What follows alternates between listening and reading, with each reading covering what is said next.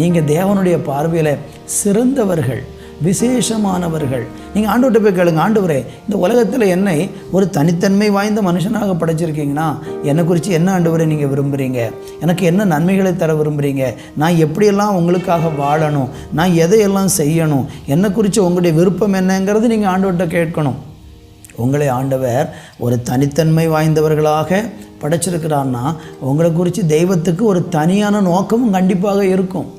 நீங்கள் நோக்கம் தவறி உங்கள் இஷ்டப்படி உங்களுடைய மாம்சத்துக்கு இடம் கொடுத்து பாவ வழியில் நீங்கள் வாழ்ந்து உங்களை நீங்கள் கெடுத்து கொள்ளாதீங்க, உங்களை நீங்கள் அழித்து கொள்ளாதீங்க.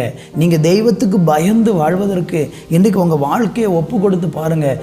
உங்களை கொண்டு இந்த பூமியில் ஒரு தனித்தன்மை வாய்ந்த விதத்தில் படைக்கப்பட்டிருக்கிறீர்கள் என்றால் உங்களை கொண்டு சில காரியங்களை செய்வதற்காக நீங்கள் தேவனுடைய கண்களில் முக்கியமானவர்களாய் பார்க்கப்படுகிறவர்களாக இருக்கிறீர்கள்.